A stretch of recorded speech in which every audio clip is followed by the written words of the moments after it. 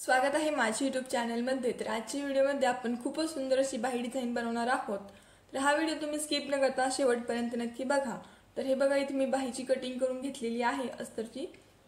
तर त्याची मेजरमेंट्स बघा। तर ही 28 साइजची बाही आहे, त्यामुळे 7ची घडी घेतली आहे आणि याची उंची आहे 5, तर अर्धा इंच मार्जिन। तर टोटल ही 6 इंचाची आहे, पण 1 इंचाची तर फ्रिल लावणार आहे, तर त्यामुळे मग मी 5.5ची कट करून घेतलेली आहे। फ्रिल लावल्यावरती बरोबर 6 इंचाची रेडी होईल। ठीक आहे।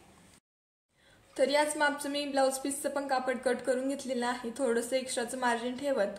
तर या सरळ ब्लाउज पीसच्या कापडावरती आपण बाही ठेवून घेणार आहोत आणि खालून त्याला 1/2 इंच एवढं मार्जिन पकडत त्याला स्टिच करून घेणार आहोत। तर हे बघा, अशा पद्धतीने सरळ मी बाही ठेवून घेतलेली आहे आणि त्यावरती शिलाई देऊन घेतली। तर आता हे बघा, नखाने प्रेस करून त्यावरती दाबटीप देऊन घेत आहे आणि लगेचच फोल्ड करून पुन्हा एकदा सरळ बाहीवरती शिलाई देऊन मी घेत आहे। तर अशाच पद्धतीने आपली बाही खालून स्टिच झालेली आहे।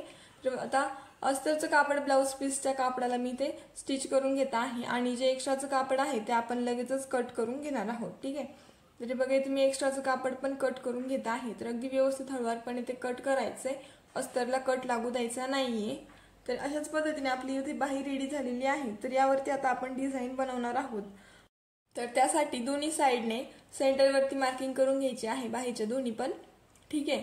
आणि मग यानंतर आता आपण कॅनव्हास पेपर घेणार आहोत आणि कॅनव्हास पेपरवरती डबल फोल्ड करून मार्किंग करून घेणार आहोत। तर इथे मी 3 इंचाचा पेपर फोल्ड केलाय आणि आता इथे 1.25 इंचाचं मी मार्जिन घेत आहे। जर तुमची दंडघेराची साईज मोठी असेल तर तुम्ही 1, 1.25, 1.5 पण घेऊ शकता, पण मी ते 1.25 घेत आहे कारण दंडघेर फक्त 4.5चा आहे। ठीक आहे।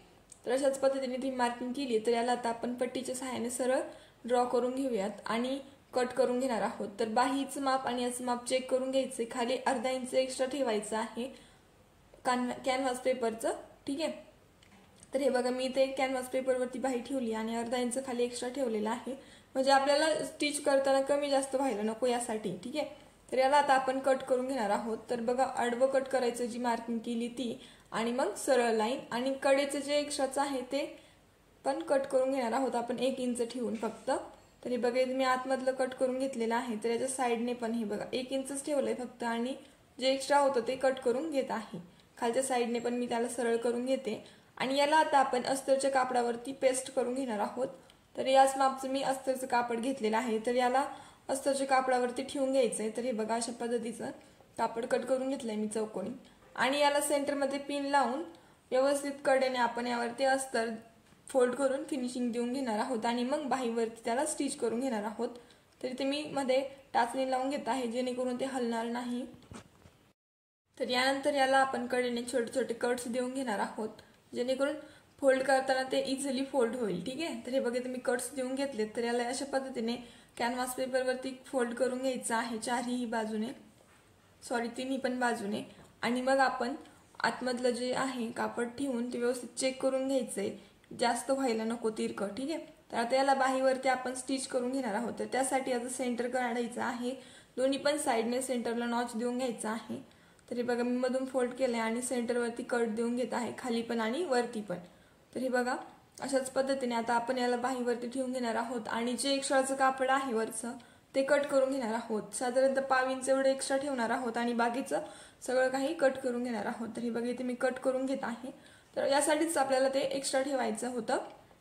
तर याला आता आपण सेंटरवरती सेंटर मॅच करून मधून शिलाई देऊन घेणार आहोत, किंवा तुम्ही पिन पण लावू शकता। तर इथे मी शिलाई देऊन घेते, जेणेकरून ते हलणार नाही। तर हे बघा, अशा पद्धतीने सेंटरवरती मी ते शिलाई देऊन घेतलेली आहे, सरळ बाहीवरती ठेवून घेतलेलं आहे ते। ठीक आहे। तर अशा पद्धतीने आता आपण आतमधून लॉक करून घेणार आहोत ते।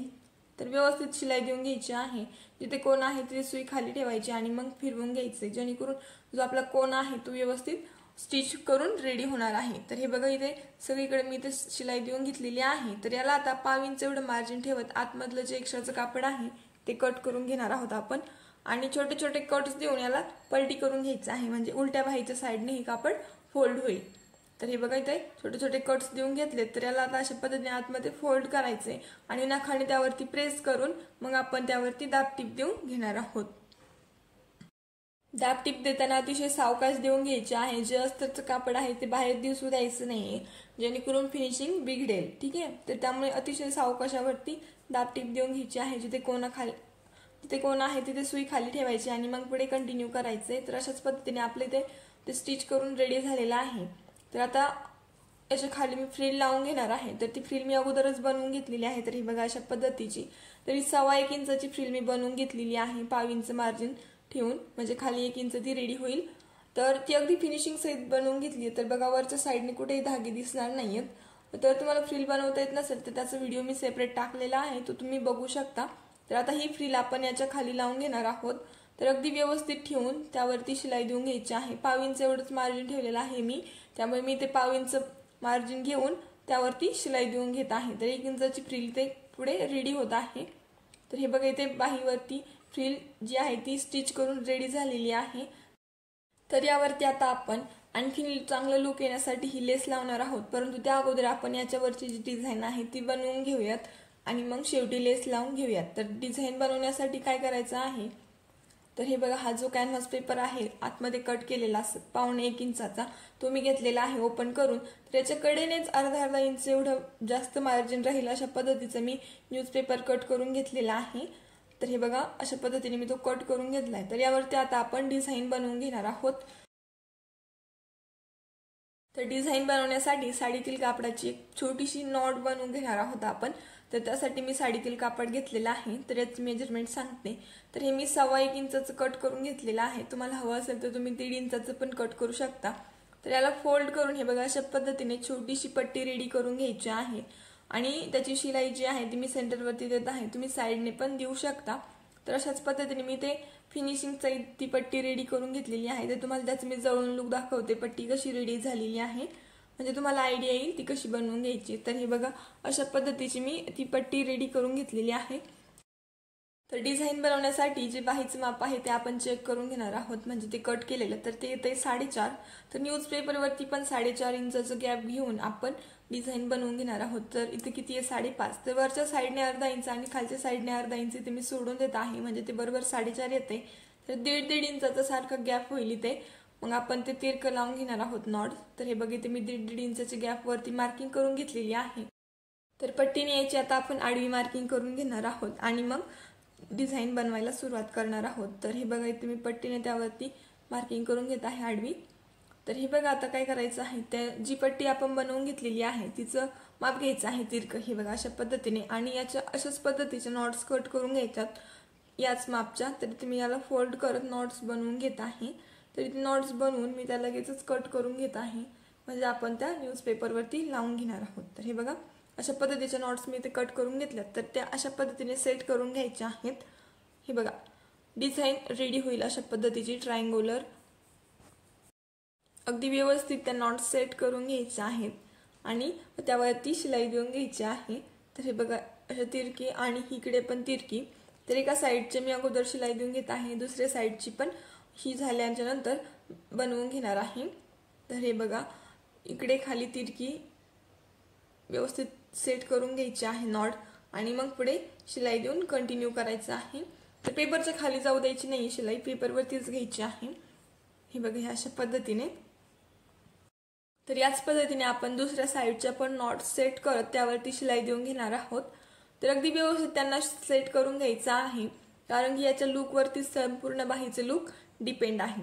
तर हे बघा अशा पद्धतीने मी त्याला व्यवस्थित सेट करत त्यावरती शिलाई देऊन घेतलेली आहे. तर अशाच पद्धतीने आपलं जो पॅच आहे बाहीचा तो रेडी झालेला आहे. तर यावरती आता आपण बाही ठेवून घेणार आहोत. तर जे ट्रायंग्युलरचे शेप आहेत ते एकदम सेंटरवरती घ्यायचे आहेत बाहीच्या आणि याला कडेने स्टिच करून घ्यायचं आहे. तर हे बघा अशा पद्धतीने व्यवस्थित त्याला सेट करून घ्यायचंय आणि अगदी व्यवस्थित कडेकडेने शिलाई देऊन त्याला लॉक करून घ्यायचं आहे. तर हे बघा अशा पद्धतीने.